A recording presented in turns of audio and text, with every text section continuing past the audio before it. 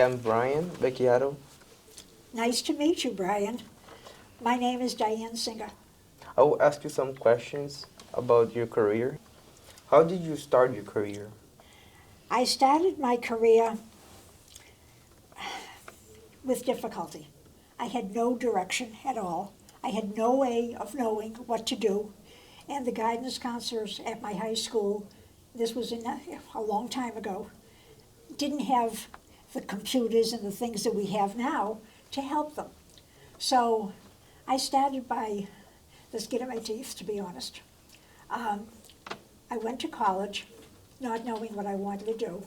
And with taking majors and taking courses, I figured out I want to be a psychology major and help people. Now, a psychology major can go into a lot of different fields. You can go into mental health, you can go education, you could do many things. I decided to go into an area that would help me as well because I was lost. I had no direction whatsoever. So I went for career development. I figured if I can do it for myself, I can help other people. So that's what I did. I earned a degree in psychology, and even after the 4-year degree, there was still no direction. So I went back to school and got a master's degree in counseling psychology from Salem University because I lived on the North Shore of Boston. And then after that, I got a human resources development education program which deals with employment and training and the laws of employment that companies have to apply for and understand and work with. So I did that. I also was a career alumni consultant at Boston University as a volunteer to help up-and-coming students to find their careers. And I joined a lot of professional organizations that could help, like the Human Resources Management. I never went to an organization meeting before in my life. I was a very quiet kid. And I went and I decided I was going to go. And someone came over and said, "Hi, who are you?" And I said, "Hello, nice to meet you." And they started talking and gave me a lot of information.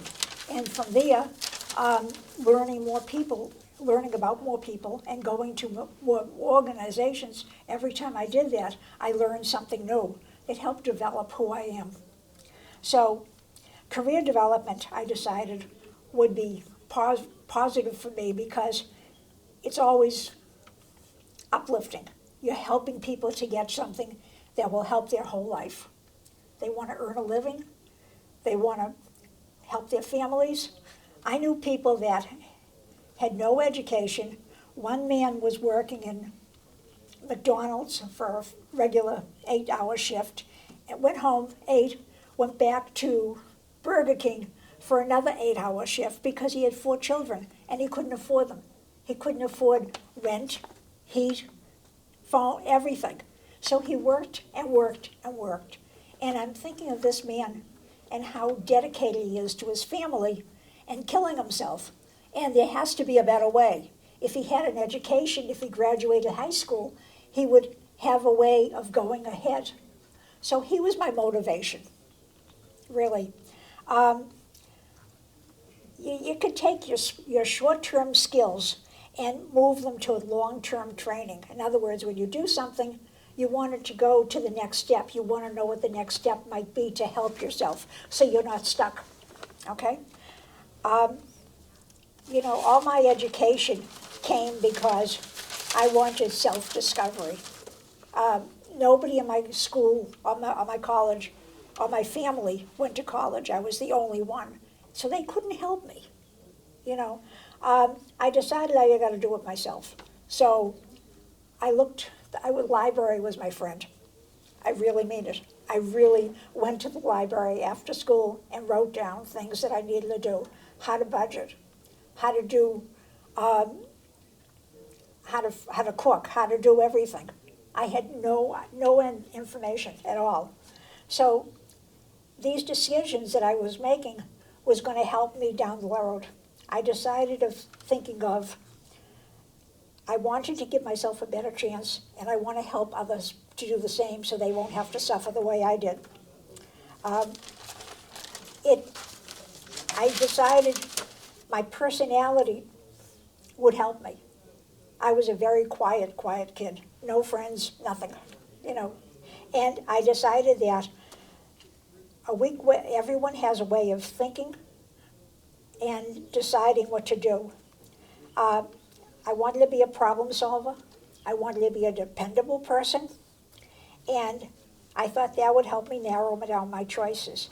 So one of the things I looked at is my skills. I mean, I was doing information that you can't really apply to a specific skill. It's not like I'm a carpenter or something like that. So I looked at what are the skills needed in the education for these different careers. And I made a list of potential occupations that I might be interested in. And I crossed out skills that I don't like. You know, I didn't like working with certain things, so I crossed that out. I said, that's not going to work for me. I wrote down my interests. Those thoughts could help translate into a career. I liked working with people. I liked talking to people.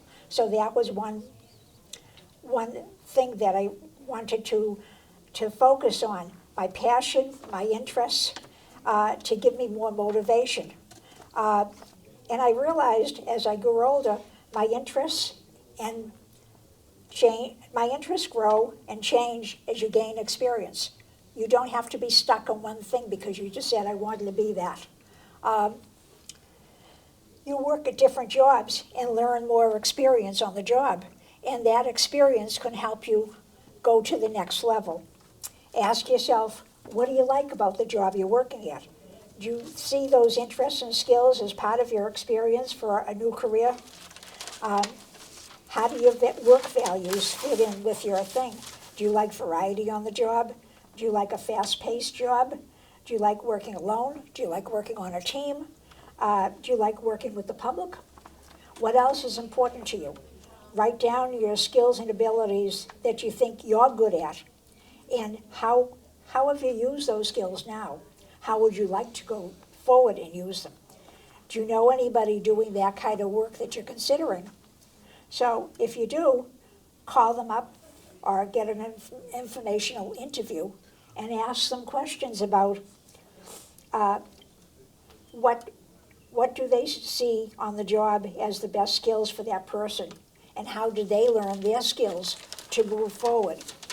With good information, you could develop realistic plans to help follow up, to have a better future for yourself. You want to make good decisions, and your positive attitude will help you build your optimism.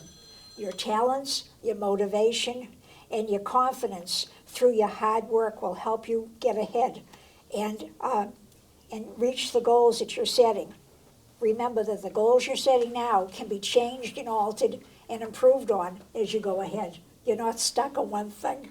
You can keep moving forward. Take advantage of any training and education that can help you build in your chosen career. Don't let that training or education come to you. You have to go dig it out and find it. Where do you do that? I was a friend of the library. I mean, hi Diane, welcome back. But they said, okay, there are occupational trends in magazines. Every occupation choice, whether you're thinking of an engineer or whatever, has magazines and articles that can help you get a start on your house. I looked at them. I wrote down notes. I even I never thought I would do it, but I called people up, and out of the blue, they didn't know who I am. And I said, hi, I'm Diane, gave them my last name, and I am looking for a career in, say, human resources. Can you tell me about it? And this was a human resource manager at a company. So they said, sure, come in. So I went in. I never did that before in my life. And I wanted to get a chance to tell them, what is human resources? What do you do? How does it help the employees at the company you're working at? And then I went on to find somebody else, an occupational training person. And I kept going to different people, writing about it, and making choices. You don't have to get stuck on one thing. I looked at industry newsletters, occupational research, educational information, and work environments. And I narrowed down what would fit for me. Your goals change as you move forward. What I wanted when I was in school was not what I did when I was 25 and 30. And when I was 40, it was something different. I worked in a larger environment, and I ended up speaking at the National Human Resources Association, and many large organizations. I ended up being a vice president of one of the larger organizations as I went forward. Your goals keep changing. You don't have to get stuck on it. So what you're doing is building a toolbox of skills for you that merges your education and your skills with your interest and your passion. It's a process. You just don't go to school and decide, I want to do this and that. I don't know anybody, including my own family, my own children, that went to school and became what they did, unless they tried certain avenues that were linked but not connected, if you know what I mean. It was a process where they could move forward in their career, continue with their career development, whatever area they feel comfortable with, and become successful. I wish you all much success in your journey.